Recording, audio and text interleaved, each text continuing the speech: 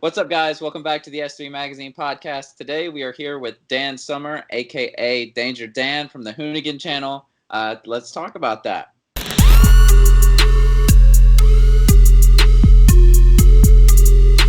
So, Dan, what's your backstory? So, you're with the Hoonigans. How did you end up in California? I ended up in California from working on Formula Drift teams. So I started out working with Andrew Gray, actually years ago, when Andrew Gray came over from Japan. And he needed to finish up his JZX 100. And I was working at a shop called Nocturnal Motorworks in St. Louis. And they called me up and said, hey, would you mind helping out at a car in California? We have 2 weeks left to finish this before the Formula Drift season. Would you mind coming out here and helping out? And I was like, yeah, you know what? I'll do it. So I ran out and helped out Andy Gray and moved all over with him, man. Moved to Japan with him, and then California. Wow. Yeah. So that is a weird. Like, I almost have to preface this, right? Yeah. So we had a shop in St. Louis. My buddy Mike and I, called Nocturnal Motorworks, and we just kind of out of necessity, building our own cars and stuff like that. Met a whole bunch of different people, and my friend Andy, who works for, he's worked with Adam LZ and House Drift Team and stuff like that. He was the one that hooked me up with Andy Gray. Was like, who do you know that's? Andy was like, who do you know that's crazy enough to drop everything, come out here in 2 weeks, and help us finish a drift car? And I was like, yeah, I'll do it. Like, he's like, right. So I did that, and my buddy Andy set me up with Andy, which is ironically a little weird, but yeah, that was the beginning, I guess, of where I got out to California. So it started in Japan, I guess. Fair enough. So where are you from? Where are you? Andrew Gray for the entire season of Formula Drift over here, and I helped finish the car. I was his spotter then through the rest of the season. And then he asked me to come back to Japan and finish up spotting for the series in Japan, which we won, by the way. And I stayed out there for 4 months with him, helping him build another car, the newer JZX 100, for Tokyo Auto Salon. Basically, was my deadline, was Tokyo Auto Salon. And that's when I was going to leave and go home. But when you're living at Ebisu Circuit, you kind of don't really want to go home. You are home. Yeah. It was just like, I've landed in the spot, the Mecca, as a shitty drift kid. Yeah. I've nailed it, right? I made it. And so how old are you at this point? So I'm 34 now. That was about 4 years ago. So I was just like 30 when. Okay. Oh yeah. So, and I've been drifting for a long time. I've been in the game for a long time, and I can attribute most of my stuff to the guys in the ATL-based stuff, which would be drift mechanics and stuff like that. Yeah. It was a long time ago when I started this stuff, and we had a shop in between then. But it had been a while of me building crappy drift cars and going on mini road trips and stuff like that before I finally got to go out with the big dogs, is what I thought. Yeah. Once I the Formula Drift teams and seeing those guys and how they operate, it's pretty cool. But making it to Japan was like a whole different level, Yeah. So where are you from? I'm from St. Louis, Missouri. Okay. So I'm a Midwest boy, and we didn't have too much going on in the ways of drifting when I first started. We had Drift STL. And that was kind of our beginning of, dude, there was like 10, maybe 20 dudes. And that's it. And it was very small. And the first time I really remember seeing anybody else was when Andy Sapp came up. I met Andy Sapp, Aaron Sanford, a couple of those dudes. And they really changed my outlook on what was going on with drifting. It was like, That's wild, because today I ride mountain bikes with Aaron Sanford like multiple times a week. Dude, nuts, man. Yeah, dude. And he builds such cool. He's just a cool dude, regardless. Like He really is, and you wouldn't expect that from him if you just kind of met him like off to the side. He just seems like an average dude when really he's this like badass fabricator.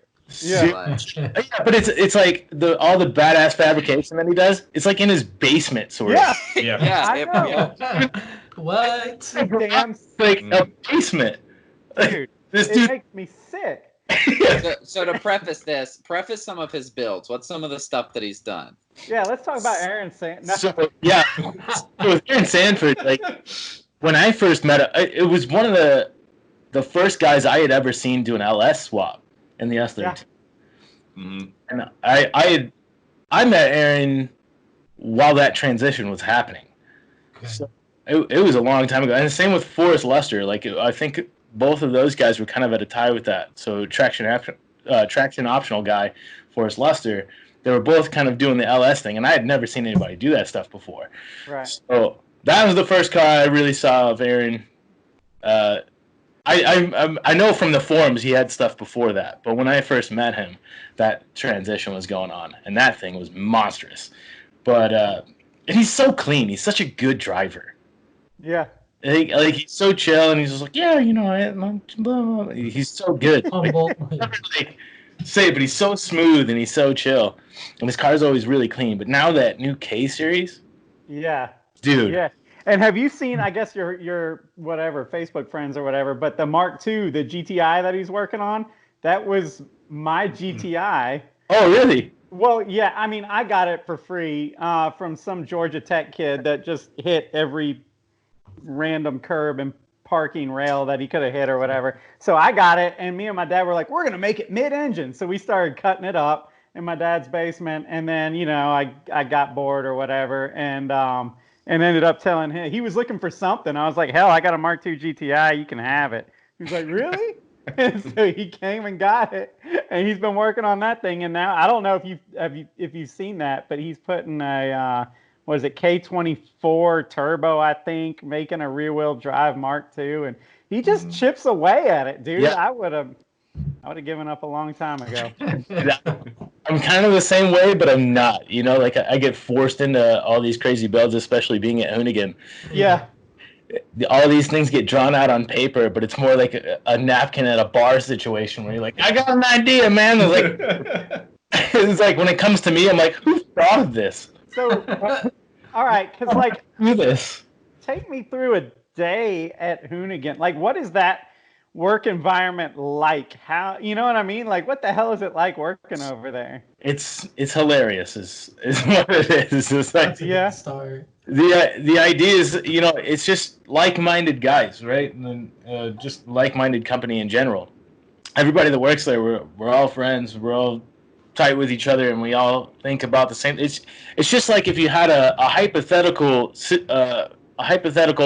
conversation on a forum of like what you would dream build, or what guys meet you in the park.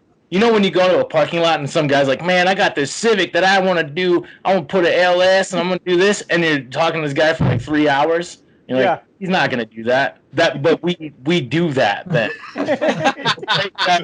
Basically, Oh, shit. that's what it's trickled down to. Is like, you're talking, because from us owning a shop before, and my buddy still owns the shop that's operating, we had guys that would come in and talk to you all day long about what they want to do to this Kia Optima that they have. And you're like, he's not going to do it. Imagine if that dude showed up with 30 grand, was like, hey, I want to put a 2J in my Kia Optima. You're like, well, I guess we're doing it. Yeah. It's kind of like that, and everybody's cool, everybody's chill, and we're all over the place. So we sometimes rarely see each other. Yeah, I was Yeah. about to think. I mean, I feel like the team is kind of like spread out and expanded. It so really, much, and everybody's kind of like doing their own. and I'd say like we all live maybe within an hour of each other, Yeah. but we never see each other. That's so sad. It's a And has it always been that way? No, well, kind of. It depends on, you know, how things lay out. It was like somebody's busy doing this weekend and you're off somewhere else. It's like, who do you get stacked with? Like, oh, I'm going out with Hurt this weekend, and we're going to go thrash somewhere, or I'm going with Zach to go jump some stuff. And you never know what you're going to get, but it's always kind of fun. Yeah. Well, I mean, you got to divide and conquer, right? I mean, if you're going to come up with content the way y'all do, shoot. It's every day, right? So, I mean, we're tackling everything we can. And that's what makes it fun, too, is like, it doesn't get boring because we get to explore everything we want to do. It's like, I'm a drifter from heart. Like, that's just where I come from, right? That's just what gravitated me to anything motorsport. Yeah. And I just love it, and I live and breathe it. And Hurt's the same way. But then we got road race guys, we got off-road guys. It's like, that's not the only thing I want to do. I don't only want to drift. Like, I just appreciate cars and all of it. I'll go rock. Yeah. I'll go jump something. I want to go drag race. I don't care what it is. I just want to go fast and do stupid stuff. Hell yeah. So, like, I just want to do hood rat shit with my hood rat friends. Exactly right. Who comes up with the ideas, and then who foots the bill for it? You know what I mean? Like, if you come in there and you're like, yo, I got an idea. I want to put a jet engine in a, Corolla or whatever like that. Yeah. Like, is that something that you bring to the little drawing board and they go, that's good? It's kind of money for a jet engine, or are they like, yeah, we'll get this going, man. We'll get it funded, and then we'll work with our partners or whatever. Like, how does that go? It's kind of all of us. So depending on what happens, we'll just kind of bullshit between all of us.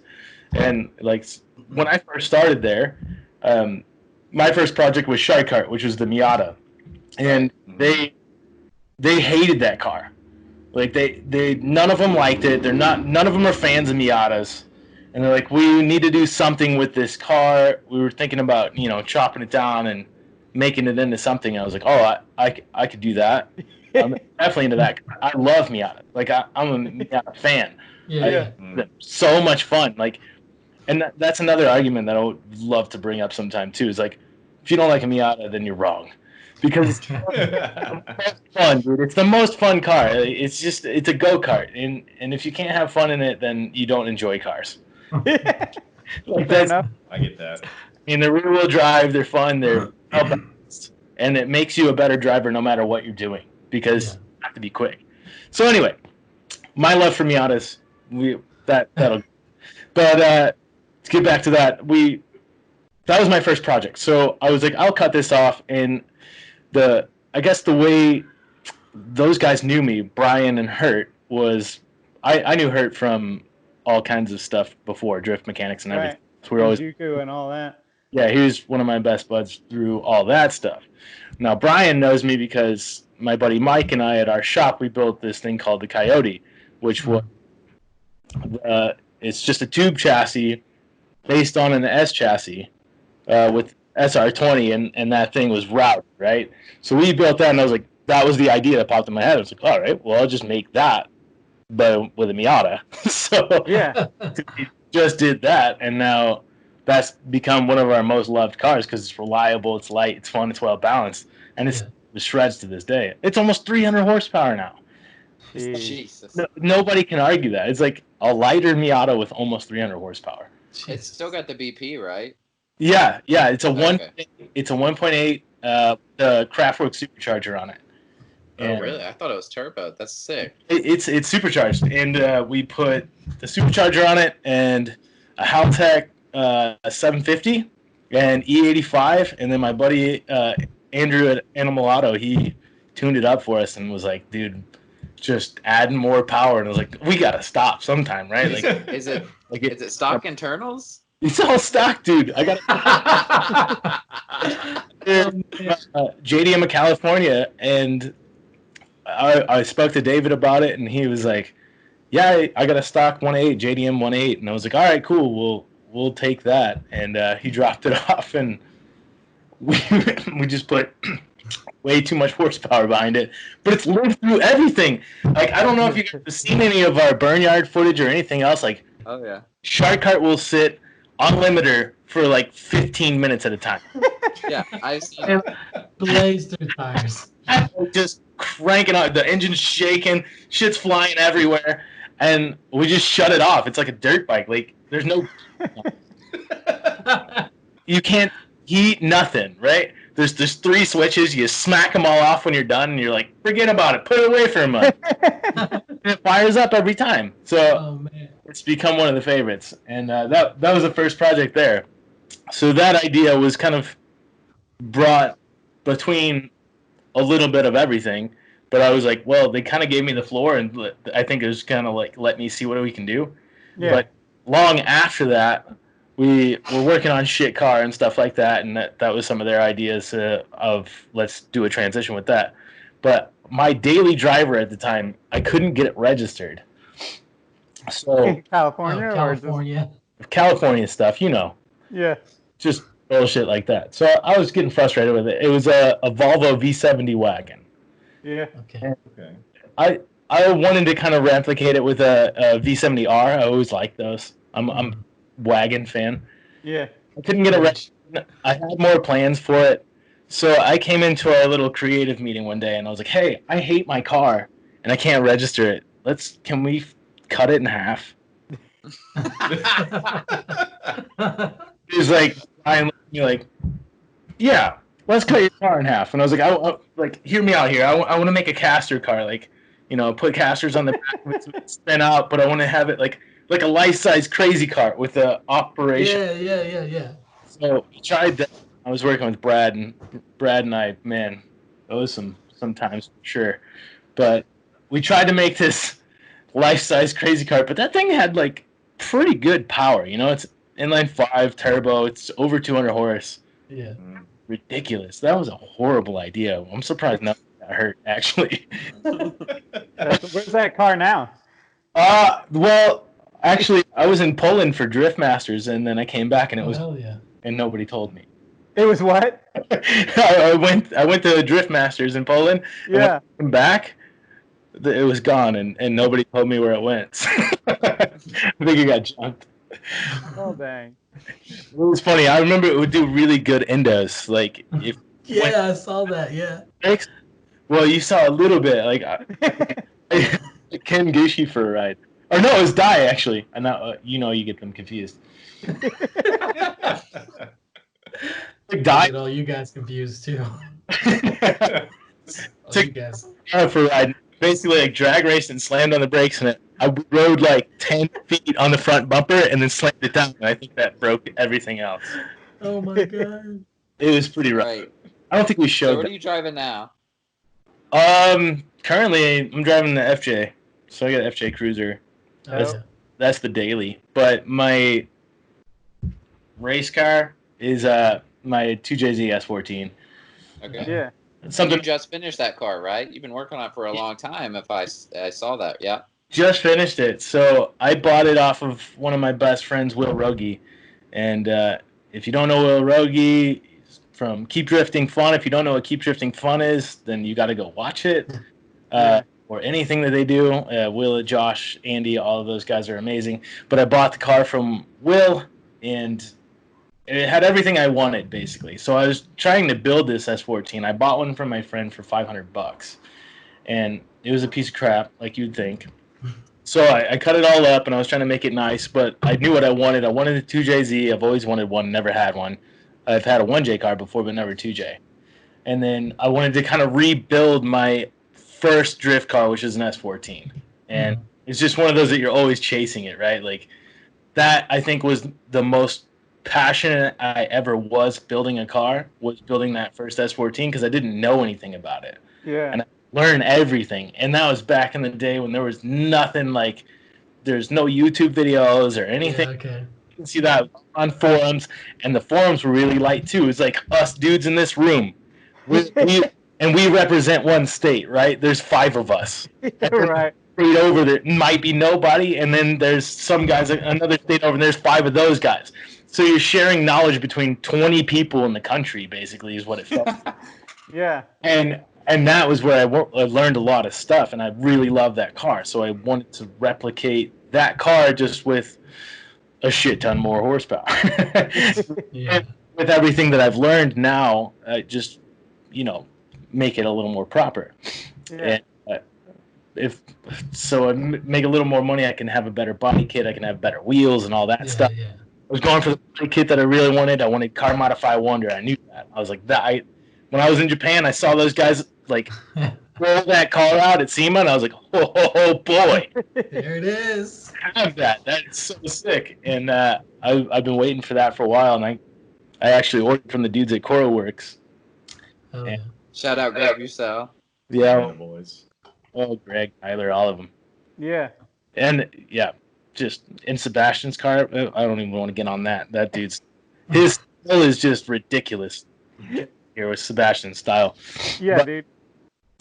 Yeah, so I was chasing that build, and I bought the car from Will. It already had Car Modify Wonder on it. He had some crappy coilovers, so I put my KWs on there. And then I basically swapped that motor in like 3 weeks. Swapped all the suspension, wheels, and then made it how I want it. Put the Haltech Elite on it, E85, and actually a small Garrett turbo. I got a Garrett 3076 on there, but it made 615 wheel horsepower, 540 torque. Ooh, Nice. Yeah, that's plenty. it hits like a hammer. Oh my god. I've ever had. I've never been a very power hungry guy. Yeah. And dude, I can drive it. Like I thought I was a good driver, you know. I was like, I've done one Pro-Am stuff, seasons, and did D1 and did FD Pro-Ams and all that, and I've been pretty successful. And I was like, I'm a good driver. Got in this car, crashed immediately. It's a whole new experience. 3 seconds in, bam, smash it. And I was like, awesome, that sucks. And that's the only thing I cared about, which is a body kit and keeping the car clean. Right. And I was like, maybe I'll just keep it nice the next time. I'll drive it a little lighter. Crash it again. And then the third time I got in, I was like, all right, learned my lesson. Crash it again. You wouldn't believe it. Given it 4 times, crashed it 3 times. That's Really? yeah, that's how you treat your new car that you loved and you've always been trying to capture. Well, That's drifting in a nutshell, I guess. it's So, the journey, right? yeah. I've seen the videos of that thing, dude. It freaking rips. I saw it when you took it out to the burn yard for the first time. It was a big deal. That got pretty hyped up. That was the first And time then- of it. Yeah. And so I was watching that, and you posted it on Instagram. I was like, okay, I'm gonna sit here and watch this whole thing. And God, that thing is so insane when it Yeah. hits full boost, dude. Dude, it's at full boost by 3,500 RPM. Oh my Oh my That's god. crazy. That's rowdy. And I don't know, you guys know Andrew DiMartino? He's done a bunch for drifting and stuff as well. He works with Altec. He was worried about that turbo hitting so hard that I'd bend my rods. And I was like, well, I don't know. I've never really done this before. And I remember talking to the boys at Garrett Turbochargers. They were pretty stoked with the performance of it because everybody likes, on a 2J, they want to go bigger. Yeah, Right. I really like that quick rev, like Yeah. happy. And I guess most people are worried about that huge power number because Sure. like I made way more power than I wanted to, and we didn't even push it any further. I was like, I'd be happy if we made 600 horsepower, like max. Yeah. We made 615 on the first pull, and I was like, can we stop? So I guess we're done. Andrew was like, yeah, you can make 700 right now. And man, no problem, man. We'll turn it up to 700. I was like, nah, I don't even know this. So it's, Well, you got to grow with your car. A lot of people just like shoot straight for the stars, and then you wreck 3 times. I came from a Corolla, like an 86 Corolla, and a KA S14. Like, Yeah. and then when I got an SR20, I was like, this is amazing. This is much horsepower. And when I got a 1J, I was like, this is it. Nobody needs any more horsepower than a stock 1JZ. Well, we all transition, right? So Yep. Well, yeah. competition with the boys. Right now, I'm the highest horsepower car at the shop. Just Let's go. Oh, Hey, there flex you go. on. Flex on. Just saying. Come on. But it pissed everybody off, which is amazing. So after I got back from the dyno, and Hurt was there with me, and he was just looking at he didn't even say anything. He was just looking at the sheet like, no way. He made that much. He's thinking about his car, and he like got a 2J like 2 weeks later. Yes, but He's just looking at the sheet. This fucking asshole. he's got a K Series S13 right now. So he's gonna put a huge turbo on that and try and break it to make. That's cool. At least you guys got places to work on them when you break them. That's Yeah. that's- Well, as you know, because of everything happening and the lockdown, and here in California, it was pretty serious as well. yeah. Everybody's working from home, and I don't know if you guys have seen my garage, but it is a one-car I've seen you garage. posted on Instagram. And Yeah. there's one-car garages, right? Where guys Yeah. like, I got a one-car garage. Yeah, that you can walk around and stuff. That's cool. I can't. Like, I can park my car in there, and that's it.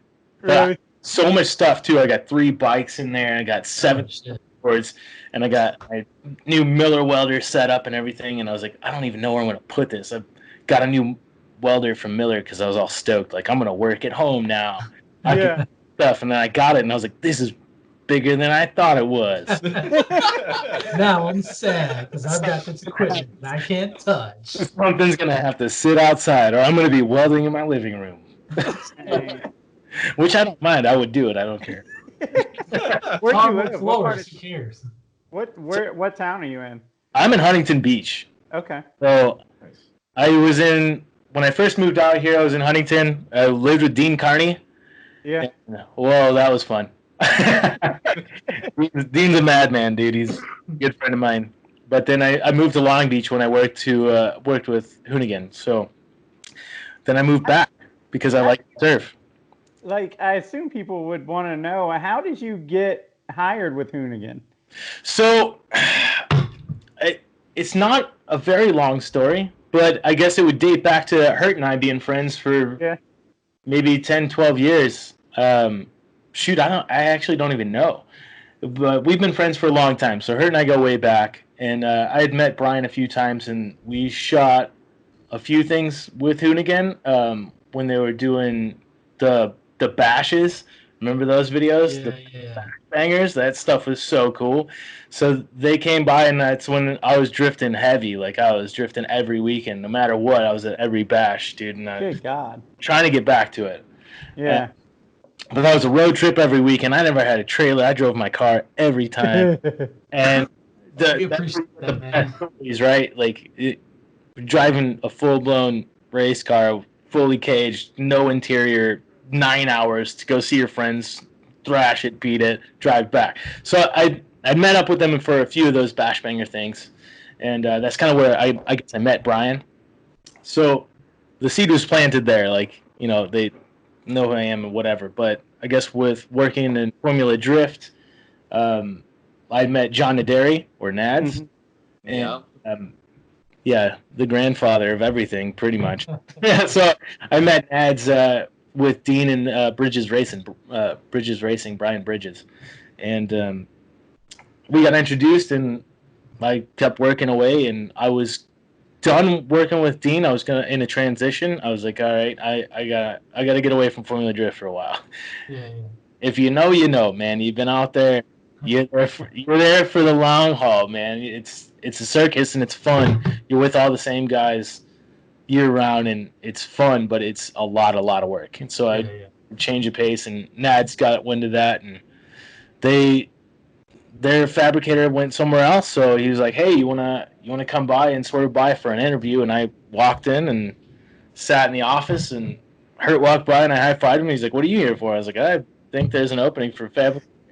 And I hear him walk behind the wall. He's like, hey, yo, that dude rules. And then walked in and was like, oh, it's you. When can you start? And I was like, I mean, today. He's like, all right. So that was it. I was just simple as that. So it was just seeds planted from years before, and they knew what I was into and stuff like that. So Hell yeah. That's awesome, man. So, like, and I just ripping on the Miata right away. that's kick ass.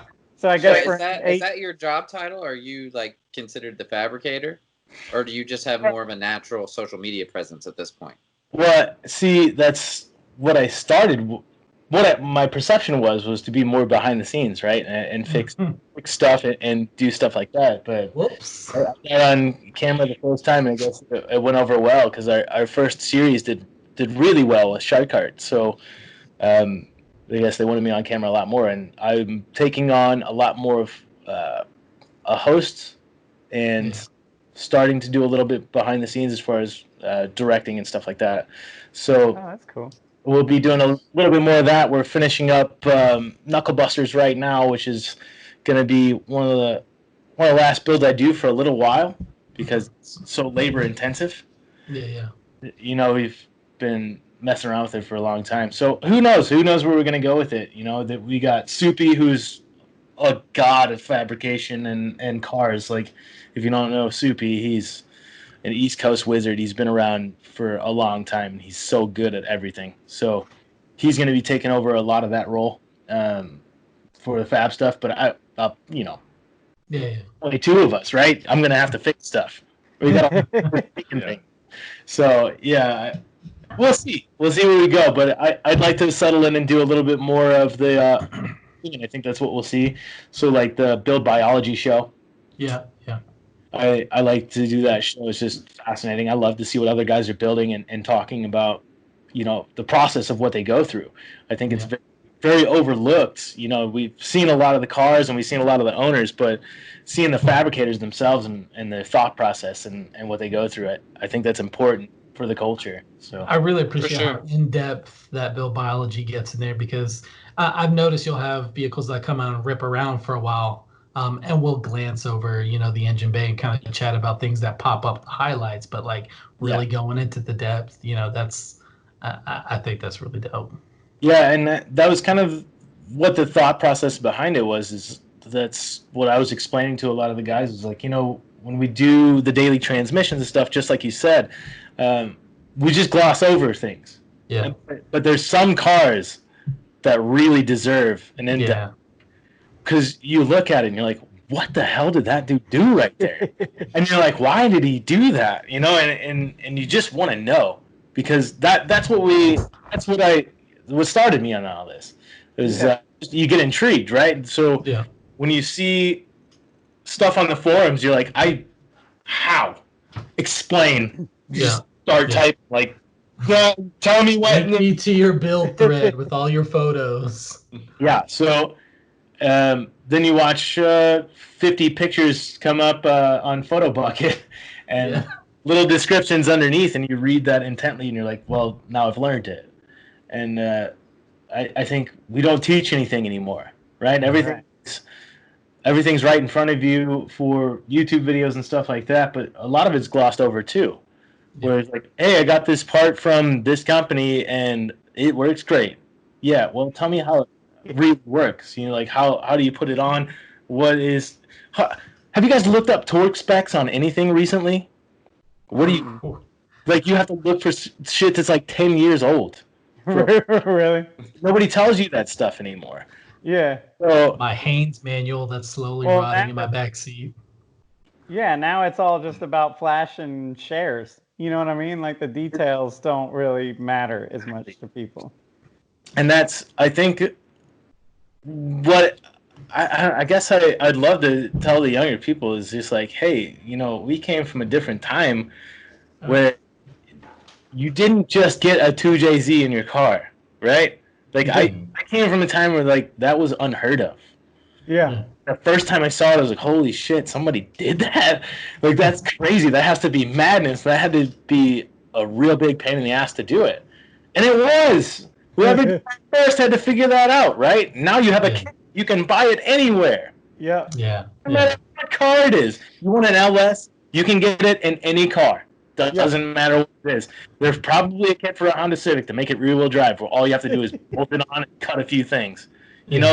Somebody had to figure that stuff out. And that's what was cool about forums and stuff back in the day that we don't get. And that's one of the reasons I like Build Biology is because we get to see stuff like that. When you get to see one of my favorite guests is Papadakis. He's somebody that I always like to learn from because he's brilliant. He's had to come up with stuff through the times. And racing Civics and stuff back in the day, the stuff that those guys did was groundbreaking. Now it's just every day. Right. But we had to pave that path, and I think motorsport can move that way now with electric vehicles and stuff like that. We're going to see a lot more of that, guys building stuff like that. and kind of trying to showcase how to do it. But you're gonna have the written word lost. You just gotta go back, scrub that, watch it again. But you're gonna miss a lot of information that is really crucial. And because we'll put out a video that's 15 minutes long, and that's basically what's gonna hold your attention, right? But do you think I worked in that car for 15 minutes? Hell no. It was like days and days of work and planning and trying to figure that stuff out. And to try and express that in a 15-minute video, you're not going to get everything. You're not going to figure out what actually had to happen. Yeah. Building biology, I try and do my best to explain some of that stuff. And anybody else who's involved in the show, we try and explain what's going on. Like this newest season, having Ryan Anderson on, son of a digger. There's so much I didn't know about monster trucks that I wanted to know. And like that episode went pretty long too. I think it ended up being like 30 or 40 minutes. And we did a bonus that was like another 30 or 40 minutes. Dude, I talked to Ryan for probably 5 hours. Oh my God. It's like, I have to know. Like using, like their hubs are from a crane. Like a crane that lifts stuff up on the building. So I was like, who figured that out? How do you know that? Like, how did you? What went from off-roading in little Jeeps and stuff like that, and some like backwoods K5 Blazer, to you getting a crane for a hub? Like, that's insane. Yeah, so that's something I think is missed out, and that's the show that I really like to push. So hell yeah, it's this part of the culture to me. Everything's so fast, so quick these days, and you can buy a kit for anything, and there's no learning curve. I mean, it's absolutely true. We talk about that a lot in the magazine. It's just because we struggle with that same thing. It's all about the quick flash and the fire in the pan or whatever. Get the likes, get the shares, and move on. And I'm trying to think, man. Like, what's working at Hoonigan? Hoonigan just fascinates me as a company. That's why I just kind of keep asking. But like, what's like the big stress? Like, is there like what's like your biggest dilemma, your biggest fear? I mean, you're totally comfortable being on camera now, right? Like, it's none of that kind of stuff. No, for me, is it deadlines? Like, how serious are deadlines over there? Yeah, I have deadlines, and we have a lot to do. So our content happens all the time, right? Mm-hmm. We're doing something different, and some days I don't know where I'm getting pulled. Right? Really? In the morning, and they're like, "Hey, man, you're going to Utah today." What? All right. And that's it, right? It's kind of vague. I'm like, wait. How many days? They're like, we'll figure it out when you get. Wait, what? Hold on. How much drive do I have to pay? Nope. Okay. So you never know what you're gonna get. But the deadlines for me sometimes, like the Knucklebusters project, we're trying to push this out because it's been going on too long, and it's a very difficult project. Who does a diesel Camaro that's gonna go 200 something miles? Like, who does that? So it's been very time consuming for me, and that eats up time with me being somewhere else, Right. Then I'm strictly on that show because it's eating up all my time. But we want to be other places. I want to go hang out with her. I want to go drive cars with those dudes. I don't want to be in the garage all day. So we have a deadline for that. Plus, with all the dates that we have, like, we can get this racetrack at this time for this amount, and that's how we have to do it. So that has to be done. And right now, I'll let you know a secret. I have 2 weeks left to finish that car. I've been working on it every day. So deadline's really close on that. Hope everything goes well. Like to live. It's looking good. I mean, if I may say. So it's a wild project, but I'd say the stress is just the volume. What about like the fear of being a celebrity? You know what I mean? Because like in this industry, like your face is very well known now. If you do something dumb, like if something goes wrong, it's not like a couple thousand people are gonna see it. It's like the entire automotive culture is gonna share this. Exactly. And you're on the hook for it. I guess that's part of the reason my job is different than everybody else at the company is because that weight on me can be a little big. Yeah. Just can't really think about it. You just kind of just go at it like the normal car. But I think that's why I worked really hard to do some things, because it's like you don't want to have that failure. And I was so intimidated with this project, this diesel project. I'm not a diesel guy. I don't like diesels. I don't like draggers. I don't like top speed. I don't like any of that shit. So this is all against everything that I've ever done, right? How did it happen? Who like put it in your lap? I'll say you that this was not my idea. It was fully out of my control, but it's been a learning process, and it's been difficult, but it's pretty damn cool. Like, I gotta give it to him. Like, diesel is still like a whole fantasy world that I know nothing about. Yeah, I'll give you some information. Don't even do it. I got one tip for you. Don't fuck with it. I got one tip, bro. Just get an electric car, and then in 5 years, that's gonna be everybody. Like, is Hoonigan into the electric thing? Is that something that y'all? I mean, we gotta kind of embrace it, right? I mean, it's coming. Pushing that. We're all. Yeah, honestly, I'm terrified of it. Yeah. Like, I like motors, man. I like the. I guess electric is motors too. It's funny you use that word, like, terrified, because I don't know. Shoot, it's probably been 5 years, but I had the chance to drive. I guess it's the P95D, whatever the bad boy was at the time, the Tesla, right? And it was because some regional Tesla guy was coming in town. So, like, you know, he said, yeah, come on over and we'll do a whole little thing. You know, we'll go drive it. And I kind of, my dad's a huge car guy. So I accidentally planned for him to be in the area. And then he calls and I was like, oh, you're right around the corner. Hang on a second. I was like, do you think it'd be okay if we went and picked up my dad? Because, you know, my dad's into all this kind of stuff. And the guy was like, yeah, absolutely. And my dad drove it. And yeah, he used that same word. He was like, that's scary, because everything that I've spent my whole life learning about performance, it just killed it. It's like, it's obsolete. It's like, I've seen the future. And he's like, I know I'm not in it, but it's just really weird to see, like, this is, you know, like, where it's ludicrous mode. It's like the first time you use 5G, you're like, dude. I got that message before I even sent it. It sensed what I was thinking. Yeah. Oh my God. So, yeah, the first time I ever rode in one in a Tesla when ludicrous mode was with Peter Vincik, and if you guys don't know who that is, it's a Worthouse Drift Team Polish driver. He is absolutely the craziest driver I've ever been with in my entire life. And I was like, okay, this is probably the fastest car I've been in a long, long, long time. Yeah. But the thing is like, I screw up on my iPhone, right? And I don't get, I don't ever update it, so I don't know how to work on that car. Yeah. Yeah. You know, that's the. I don't know what.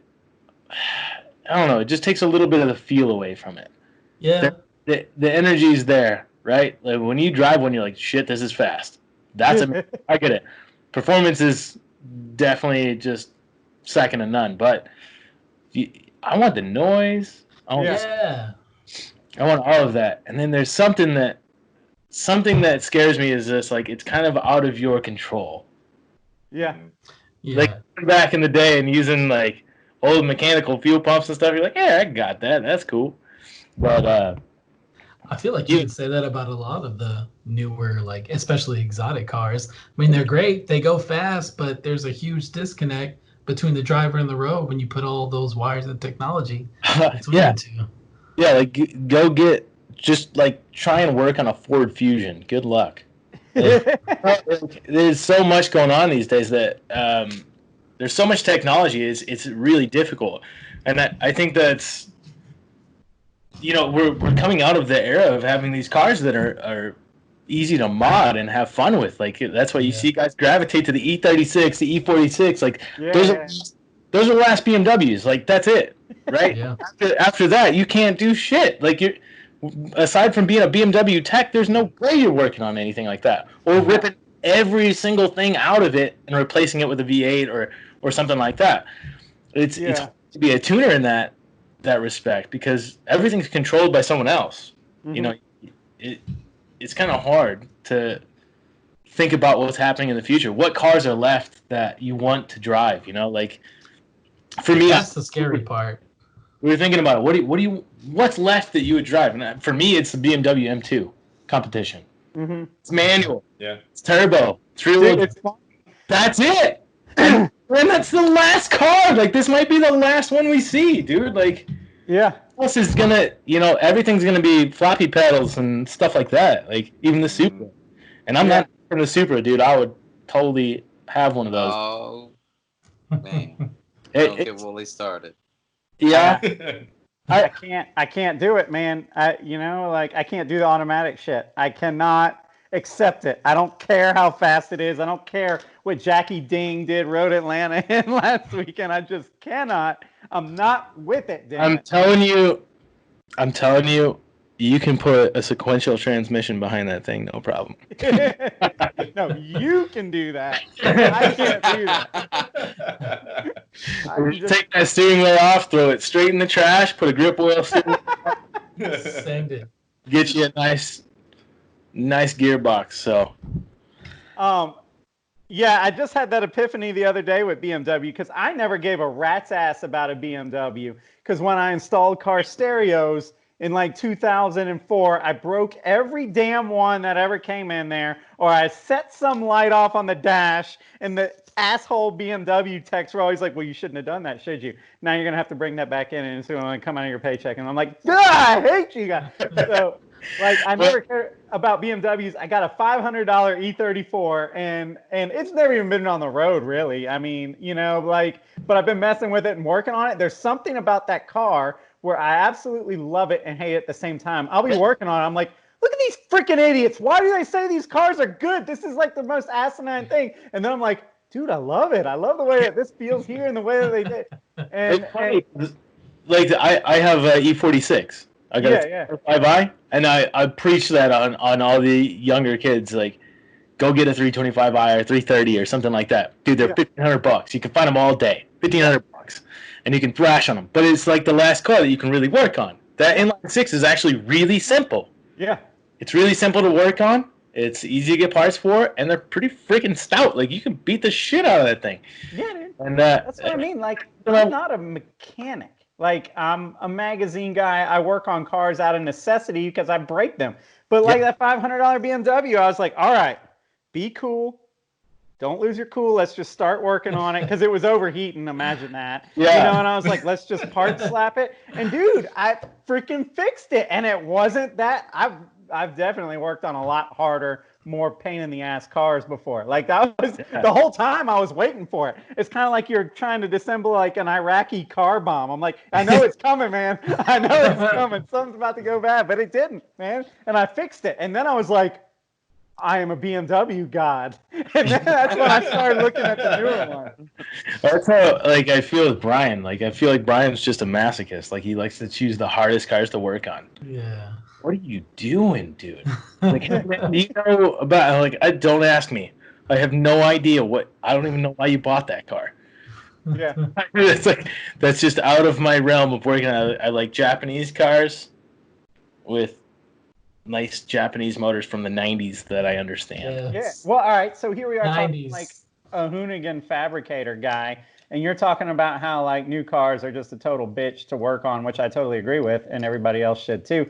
But like, where do you think this is going? Like, what's our generation gonna do here? Because like you said, the electric cars are rad. I'm not opposed to owning one, especially when I can afford one when they come down a little bit. But like, it's not going to be my only mode of transportation ever. I'm always going to have my, like you're saying, the 90s. Like, I want my VTEC. I want my turbo, 4-banger or 6-cylinder or something. Like, do you think we're stuck? Are we turning into, like, our parents' generation of hot rodders to where we're going to be, like, that S14 is your 68 Camaro, and we're going to be messing with these cars when we're old and gray at SEMA? 100%, man. And like, I have a couple dream cars left on my list. And my dream cars are so weird. compared to everybody else. But I've been looking for it, and they're attainable for me right now, but I just can't find them. Yeah. What are they? I want to hear these weird ass cars. So one of my favorite cars was a 64 Biscayne that I had. It was a 4-door 64 Biscayne, but I really want a 62 Biscayne wagon, Chevy Biscayne. It's a 20-foot car, and I want to put a 2JZ in it. And I don't know why. I just wanted that. I want a 3 on the tree for no freaking reason with a 2. It's like 700 horse and an old cruiser. That's my ultimate dream car build that I can just cruise up and down PCH and have fun. That's a good like surfboard on the roof kind of. On the roof, chilling with the homies, that kind of thing. But actually, for right now, what I want for a daily driver, which I don't have a car right now, I'm just driving the FJ. I want a Miata. I want an MB, and I can't find them anywhere. I want an Miata so bad, and I've always one, and I can't find them. Every time I find them, they're sold immediately, or they're just a pile of shit. But dude, I think down to Georgia. That's what I'm chasing. Hell no, you guys got rust and shit. Nah. I think that's what I'm chasing, right? Like that's the I'm at the age now that there's cars that I want, or like a second gen MR2 for no reason, just because of one. Hell yeah. Or a Eclipse GSX. Why? Like, there you go. Because they're the most badass goddamn cars ever made. That's why. like that. Those are the stupid things that I'm looking up, and it's just because I wanted that when I was younger, and I never afforded or get it, and I thought they were so cool.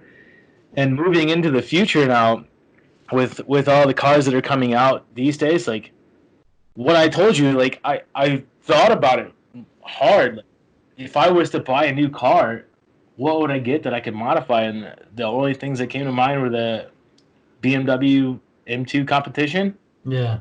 Because it's slightly attainable. It'll go down in value because it's a BMW. So they'll be like $1,000 next year. Yeah. And then it'll also be called classic cars. But it's everything that I want. You know, it's turbo rear-wheel drive manual. And I don't getting that very often. Like, I mean, as much as I'd knock it, the Kia Stinger is turbo rear-wheel drive, stuff like that. But it's like, I mean, that's hard to come across these days from manufacturers. Like we're seeing hot hatches, right? Like Hyundai's got their new N or whatever, but that's not me. It's still not the EG Civic. You know what I'm saying? Like, yeah. That's the car that I want, and it's lightweight and it's totally different. And there's something different about the feel of it. It's just staying at a higher RPM is harder to drive rather than, you know, they put a turbo on it and it's all plastic. Just like, and even with electric cars, like, you know, the modifications they're not going to happen. It's just going to be in suspension and stuff like that. Yeah. What are you tuning other than aerodynamics, braking, and, you know, like the motor is set in its ways. Like there's only so much you can get out of it. And I guess that's the same to be said about, you know, any other engine. You know, like there's a threshold that you can hit, and that's about it. It's just easier to hit it, but there's no style to it, right? No, I mean, they absolutely lack, like, if you're doing soul. If you're doing a Tesla, right, you either have the badass one or the base one.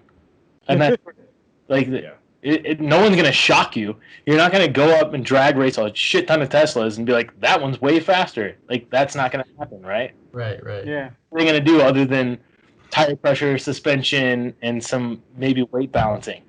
But there's not going to be a motor upgrade, right? Unless you get a bigger battery, which is going to risk a fire or some shit like that. Like, that's not going to happen anymore. Whereas if you pull up to the line with two different Fox Body Mustangs, you have no idea what you're going to expect.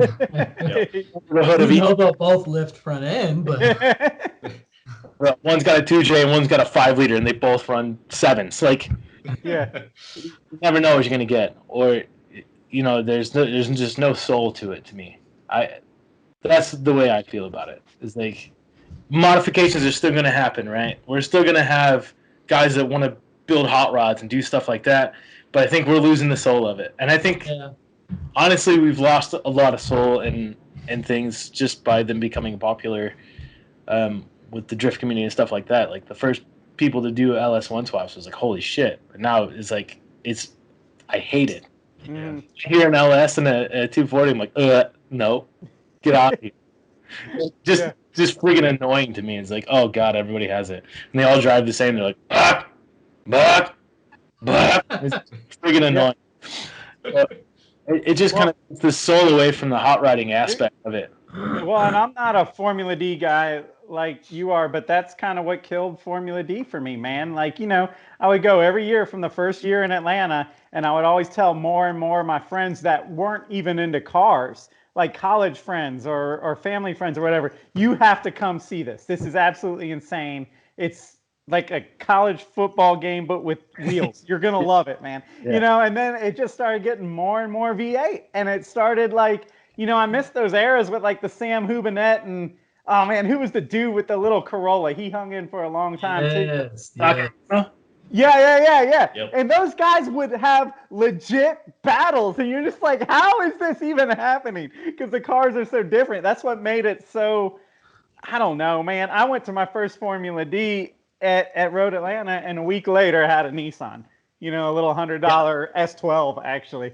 But you know what I mean? That's the impact it had. And now you're just like, well, I mean, it's so fun. Like, I like the action of it, but it's like, all right, let's go see which V8's going to win this thing. I guess it's not as bad as it was. It's starting to change up. It's actually going back, I think, to some variety. Things are changing up, like with the newer manufacturers are coming out because guys are getting backed by Toyota and stuff like that. Yeah. So you're seeing a lot like the new Supra, Papadakis, and then you got Gucci. Gucci's car looks sick. Probably the coolest car in the field right now.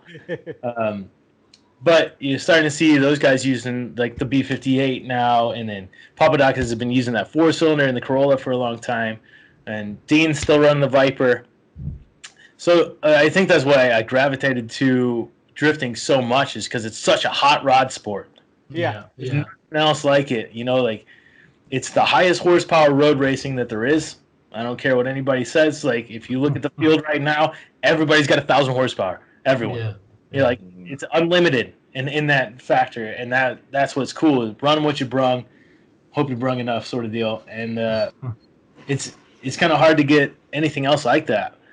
And it sucked when there was a couple seasons everybody was, this is the way, right? LS1, right. LS1, everybody did it. And I will not deny it. The LS1's a great engine, and guys that run that, it's like they have it down to a science, but you just get sick of it. You don't want it in every car, right?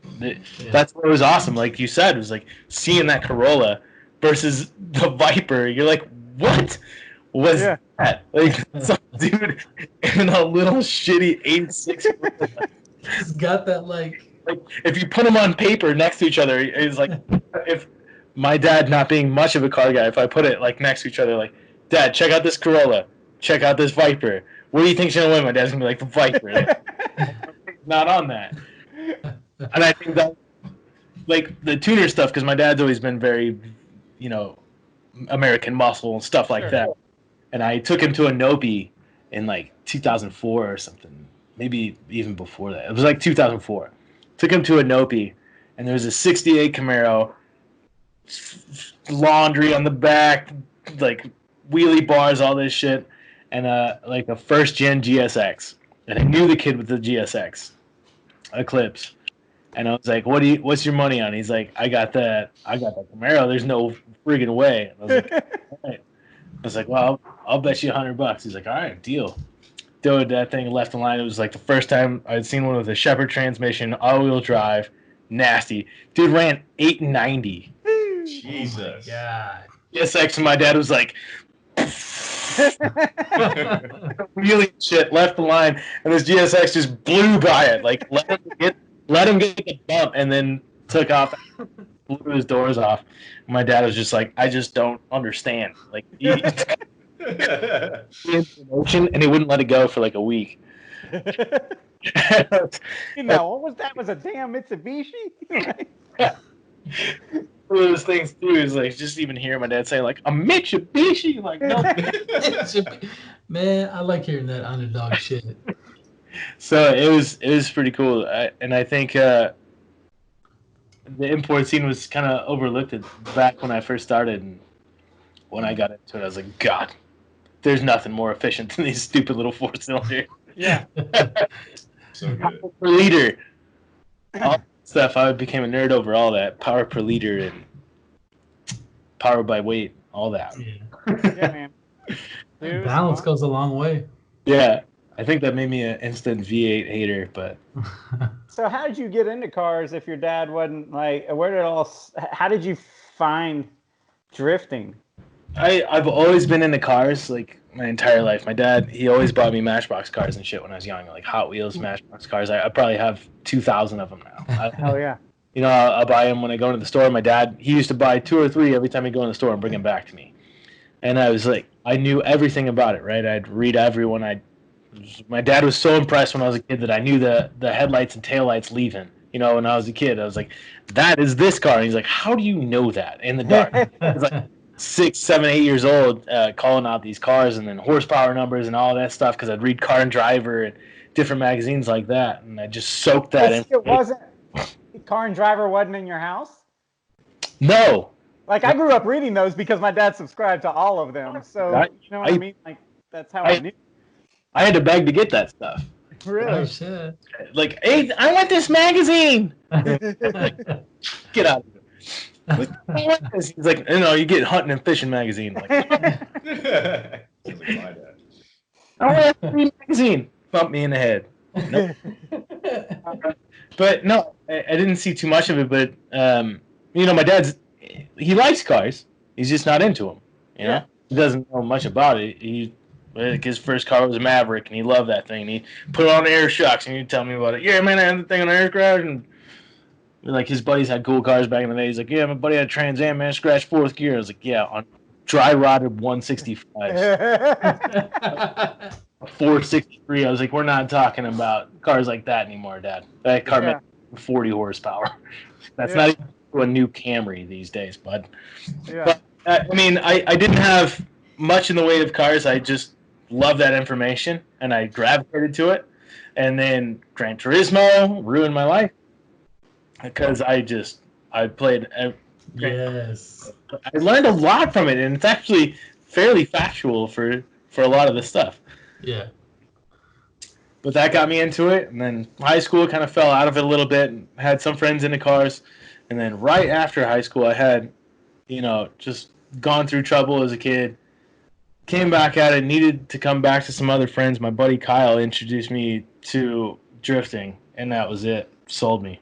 First time I took a ride, it was because, like, I'm into extreme sports stuff no matter what. Like, I was into mountain biking really big back then. I love mountain biking, skateboarding, wakeboarding, all that stuff. But I was into mountain biking, and I took him out for mountain biking, and he took me out in his car.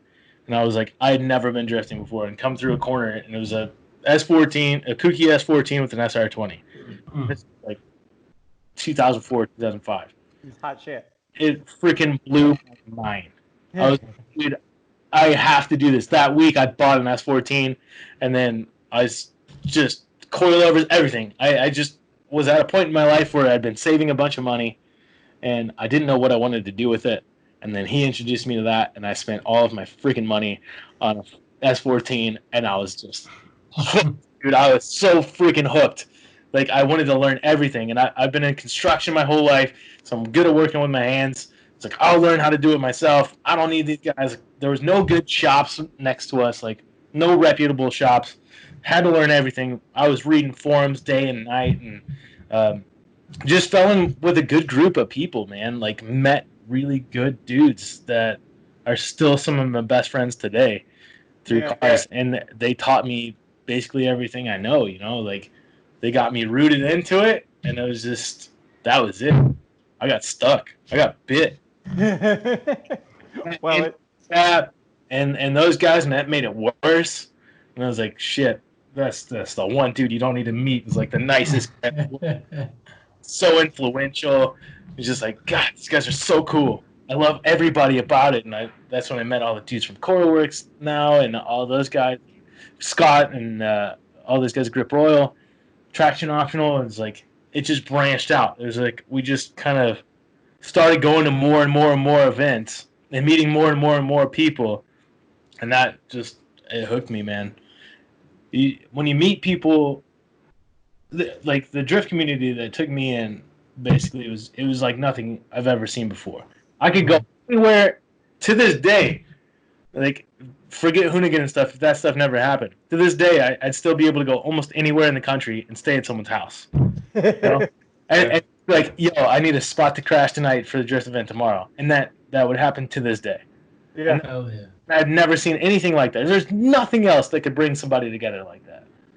And it was cool. Like, dude, I need your garage. I need something like that. And no matter what you did, like, people would do it. And the car community was so cool for me that it's just like, I love it. This is my people.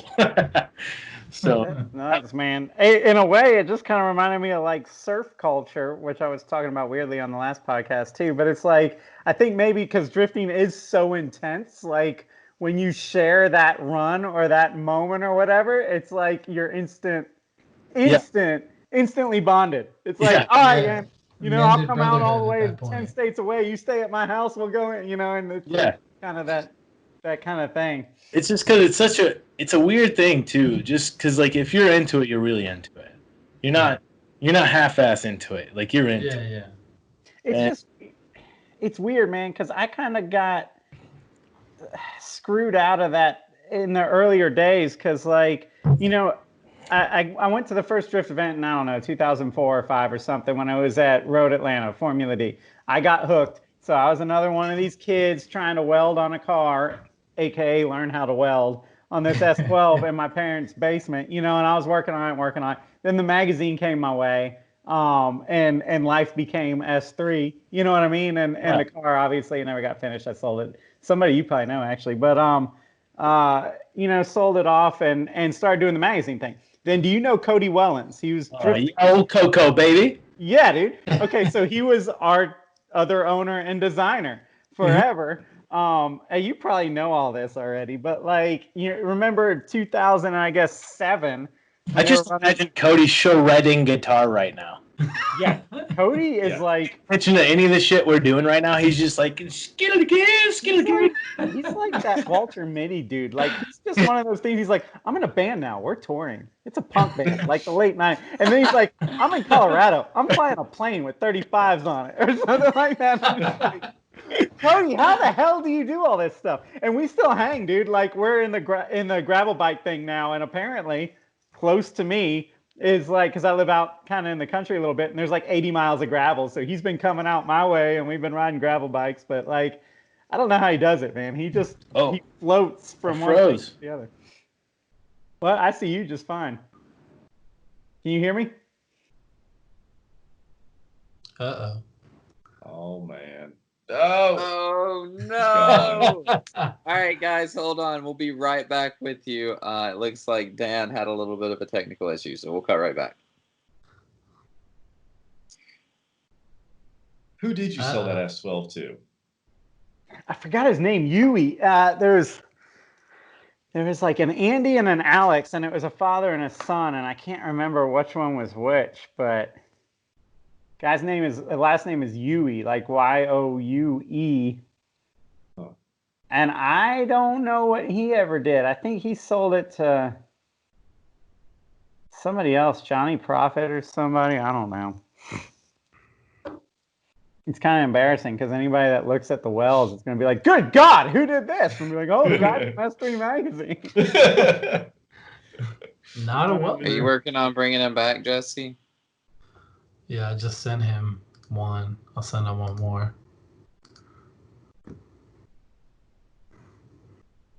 Now I forgot what the hell I was saying.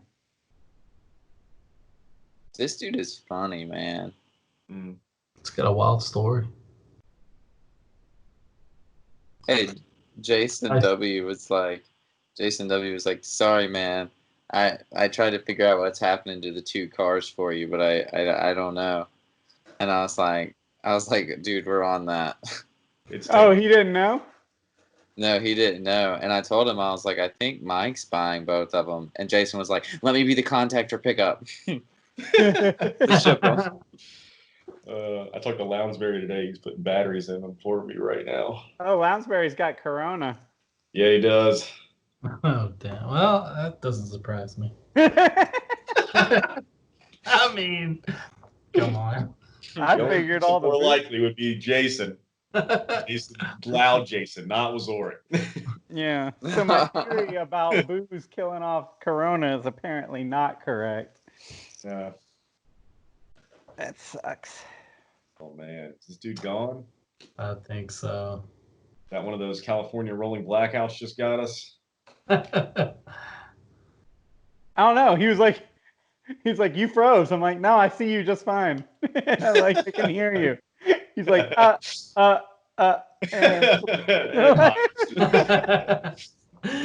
It could have been. That would be a hilarious way to end a podcast. That's how I'm going to start ending meetings. Just Yeah, I don't know. I'm not able to reach him. You want to message him, maybe? Yeah, I'll send him a message on Instagram. Let's see. It's about 8:18 over there. I assume he's not married, huh? Yeah. He said girlfriend. I Girlfriend? heard him say girlfriend. I do feel like that job would be like, Yeah. you are all in. I bet you it's true where they go, hey, here, you got a flight, Utah. so you're in Utah today. Hey, mean, congratulations! I hear it's cool. Will be. Like, Well, that makes sense. Hertz got a kid. Who does? That makes sense because Oh yeah, he does. the Hoonigan headquarters is in Park City. Oh, okay. Why? Because that's where Ken Block lives. I did not know that. I thought the headquarters was right there at the whatever.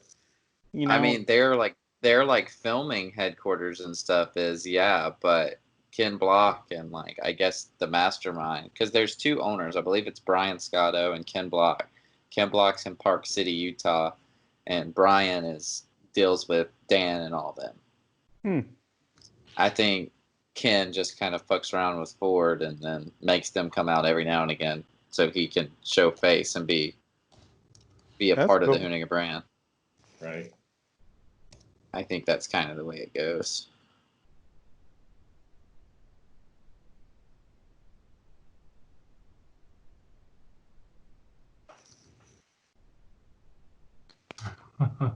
I called him 3 times. It said unavailable. I just sent him a message, and it says he hasn't been connected in the last 4 minutes.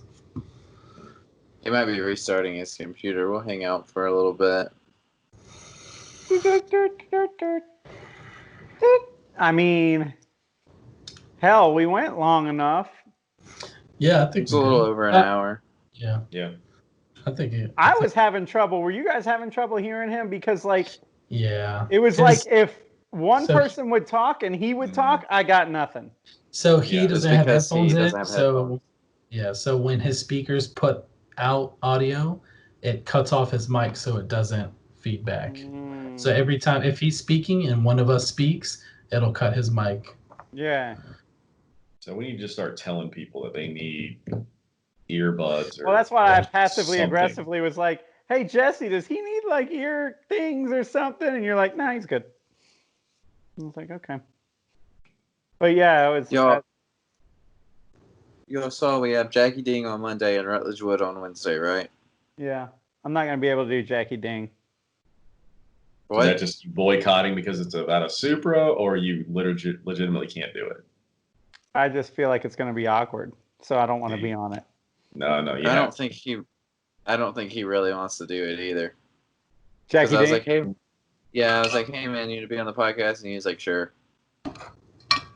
It's gonna be awkward. And then I was like, I'm telling you, man, I know my gut feeling on this. We're gonna be like, well, I was like, how?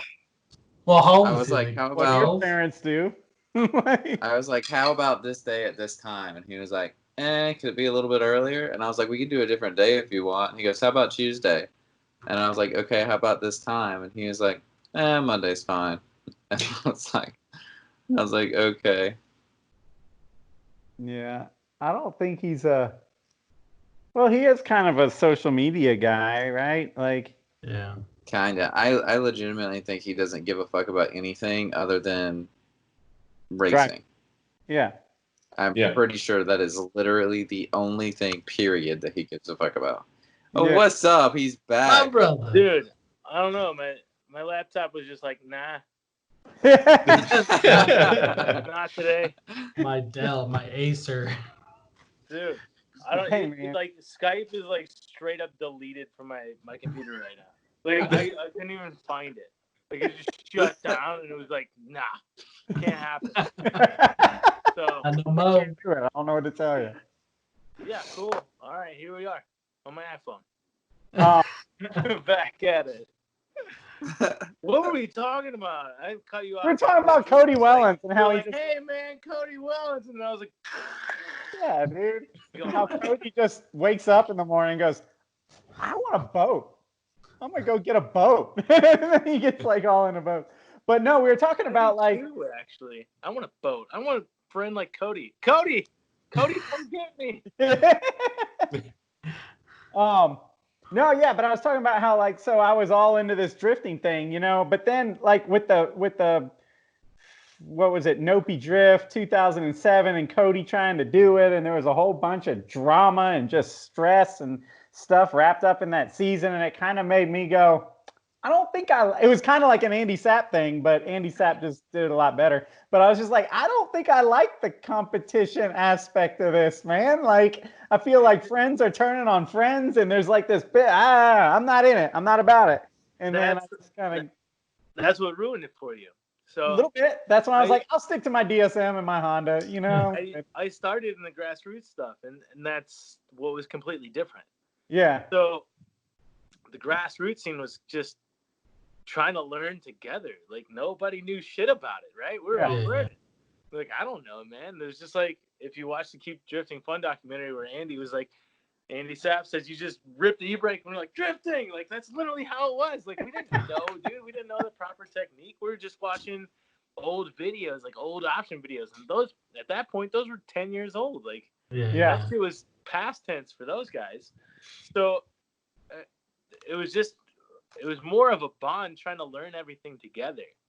And I agree with you. Like, competition did split some stuff apart. And I know it has its place. Like, I genuinely love competition. I'm a very competitive person. And it's just a way to show off and be like, yeah, I'm the man, blah, blah, blah. But it does take away from that brotherhood that we had when we were just trying to learn. Yeah. That just trying to, when you're going through something together, you know, it's like you go on a shitty road trip together and you guys have a bad time. Doesn't matter what you're doing. Like, you could go camping with the family and stuff like that. You only remember the bad times, dude. You don't remember the good shit. Yeah. It's always the bad times. And that's how drifting was. It was always bad times. It's cars, man. It's cars in general. It doesn't matter what you're doing. Oh, yeah. I mean, like, even if you're car show dudes or you're going drag racing, shit breaks. Like, always going to break, or the weather's going to be terrible, or, you know, it's always that. And you remember that, and you remember who you're with at that time. Like, yo, this guy had a ratchet strap to hold my transmission together so I could get home 9 hours away. All that, all that that's shit. The stuff that you remember. Yeah, dude. Yeah, that's what I'm talking about. It doesn't even have to be as loose as just, you know, or as tight as drifting. It's as loose as just the car community in general. Yeah. Where you go through stuff together, and I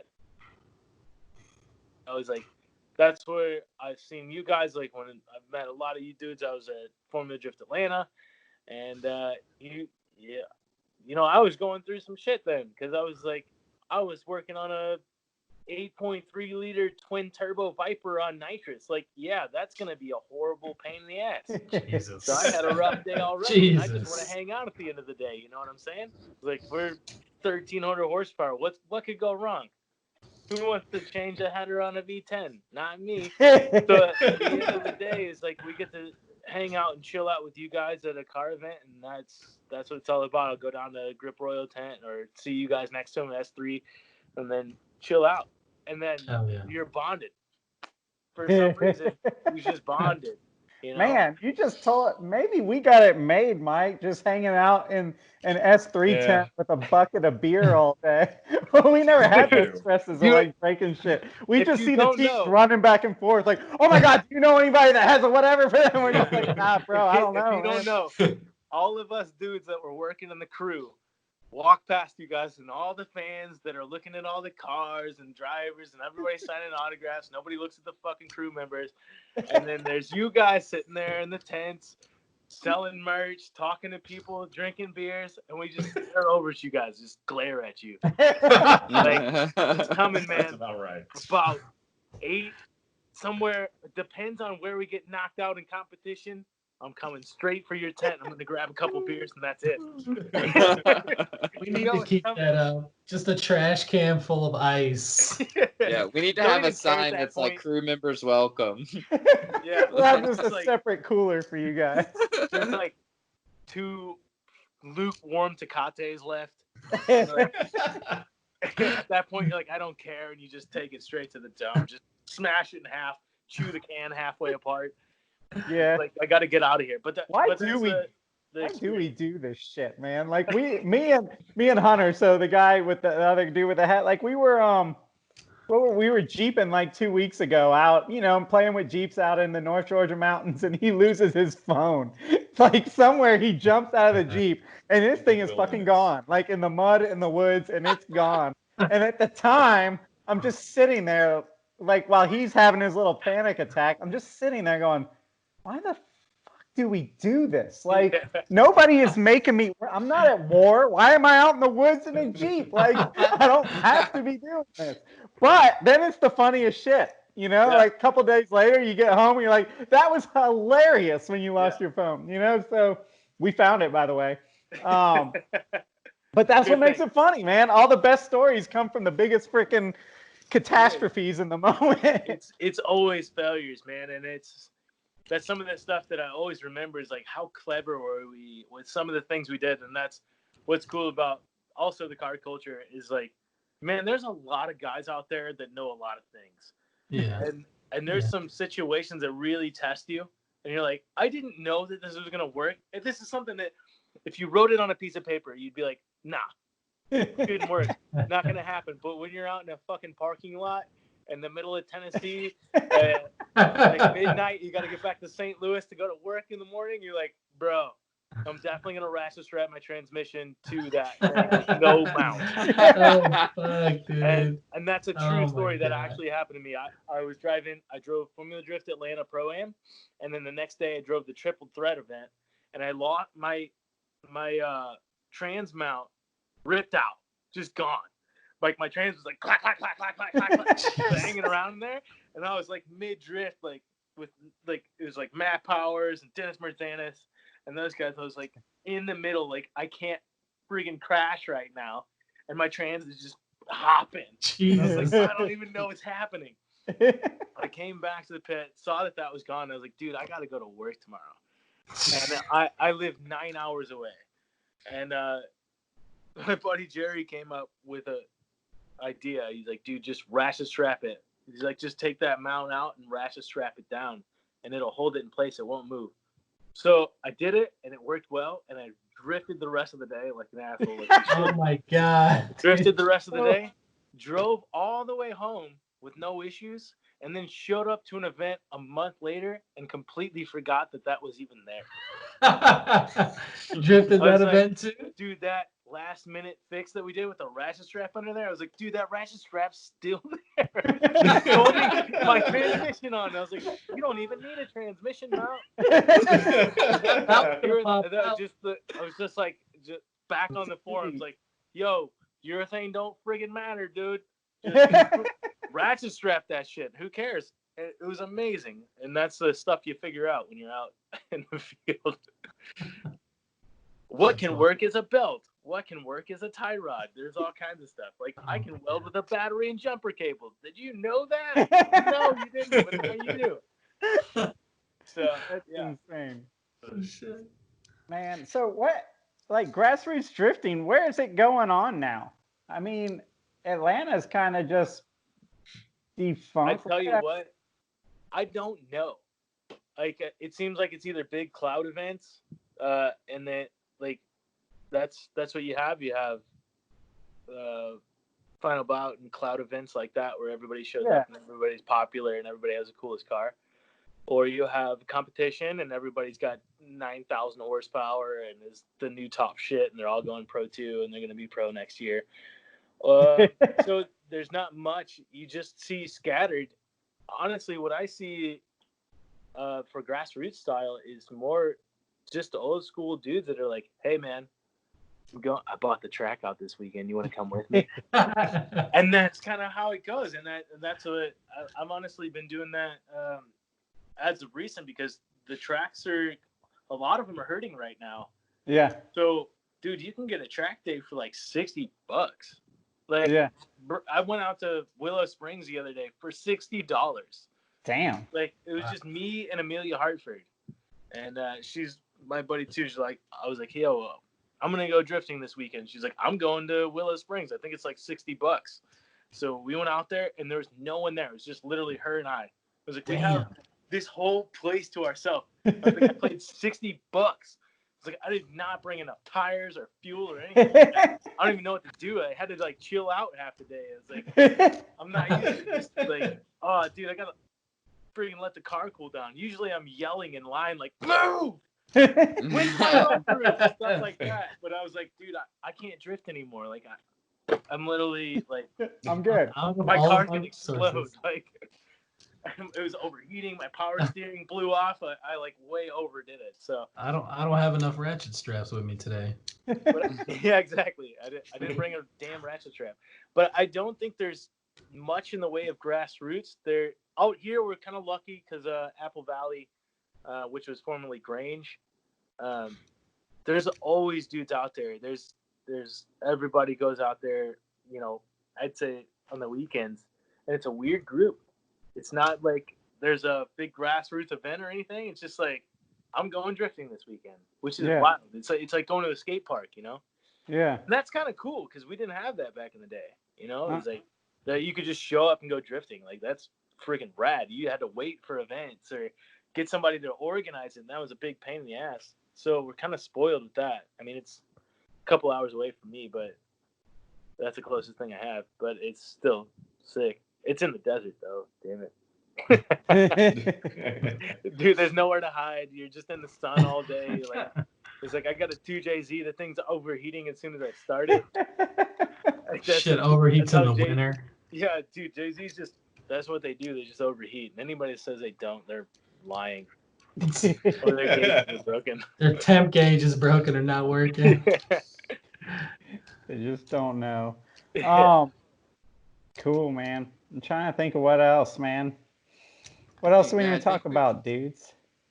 We're just dudes. We've pretty much said everything, man. We're just kind of hanging out at this point. I think we're pushing close to an hour and a half, 2 hours in. So I guess I forgot to do this in the beginning. I don't even What's know that? what we talked about. I just blacked out this whole time. Dude, we just been throwing out, man. That's the way to do it. We had some kind of schedule. Not really, but we started talking about one thing, and then we went straight to the next, and then I took us somewhere else, and then Jonathan took us somewhere else, and Hunter took us somewhere. You guys, what do we even talk about? That's the way it goes, man. I do zero prep work. Yeah. This is like fun. I literally, okay, so just to let you know, this is kind of how it goes. Mike texts me and he goes, hey, we got any podcasts lined up? And I go, I thought about hitting up Danger Dan. He said he'd be down to be on. So I hit you up and I'm like, hey, this is like Monday. I'm like, hey, Dan, you want to be on the podcast on Wednesday? And he was like, sure, I'll be there. And then, then I call Wooly literally 15 minutes before. I'm like, hey, we got a podcast tonight. You going to be on? He's like, yeah, I'm reading something. I'll be on. And I was like, okay. Yeah. And sure enough, here we are. That's how it goes every single time. And the only reason I saw it is because I saw that you guys had talked to Scott Allender. Yeah. Yeah. Because I saw that and I was like, oh, man, I just missed Scott's voice. So I listened. Oh, my God. Yeah. Scott's the dude, man. He's my homie, dude. He's my buddy. I miss him so much. He's one of those dudes, man. Like, I thoroughly enjoy bumping into Scott Allender at like any event. I absolutely love him. Dude, and you never know what you're going to get. Sometimes you get his alter ego. Huh? I said you never know what Scott you're going to get. Oh, if he's been drinking that claw. His alter ego's Frank, isn't it? He's fantastic. Frank. First time first time I met Frank. First time I met Frank, I was at Formula Drift Atlanta, and I don't know who I was chasing. Somebody was going down the hill on like the golf pit? cart as fast as it could go, like 100 miles an hour. And I'm fast, dude. I can sprint. I was sprinting. It was kind of rainy. I was sprinting downhill after this thing, and I tripped and I ate it at like optimal speed, right? And I just slid down that pavement, down that huge hill at Road Atlanta, and then just ripped all this skin off my arm. Still can't grow hair down here. And everybody's like, oh, we got to get that cleaned up. I was bleeding and dripping everywhere, and I was laughing about it. And I walked down in the first tent there was Grip Royal tent.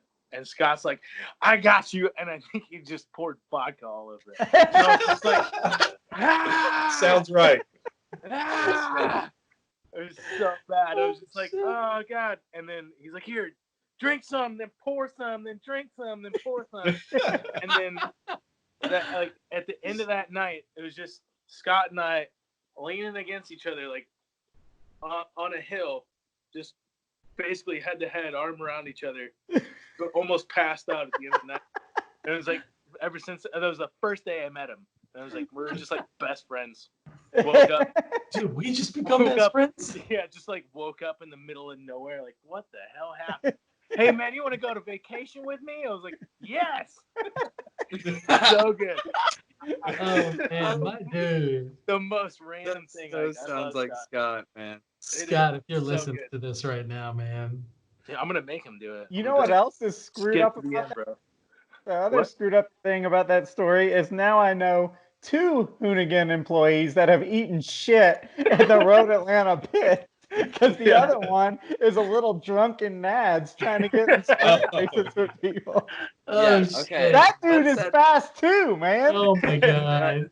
He was foot racing people. Yes, that, like, he was. Smoking dudes like in their 20s. He sure was. Right up until he didn't. Dude, that's absolutely zero crazy. chill. Yeah. Oh my gosh. One time, I don't know, whoever was sitting Nads one day left him in our care. And he was totally not okay to be in our care at the time. And Willie's like, what are we supposed to do with him? And the guy was like, I don't care. He has to be on a plane at 7 o'clock in the morning. Just get him there. And then before you realize, have you ever seen Get Him to the Greek? It was like that. Yeah. He was like, I am putting him in your care. It was hilarious, dude.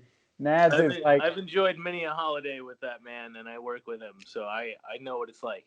Yeah, dude, he's my role model. He's a great dude. He knows everything, and he knows everyone. Yeah.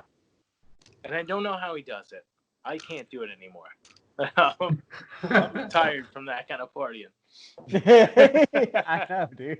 He does have some stamina. Yeah. Oh, well. Well, cool, Dan. All right. So for Dan, for anybody who wants to find out more about you, with like what's your social medias, where can they locate you? So Instagram, you can find me at DangerDan3, and that's because there's probably like 7 or 8 more Danger Dans out there that out there before me. You're the third one. And I will challenge them. I'll fight those guys. I don't care. Battle Royale. No, I'll settle for it though.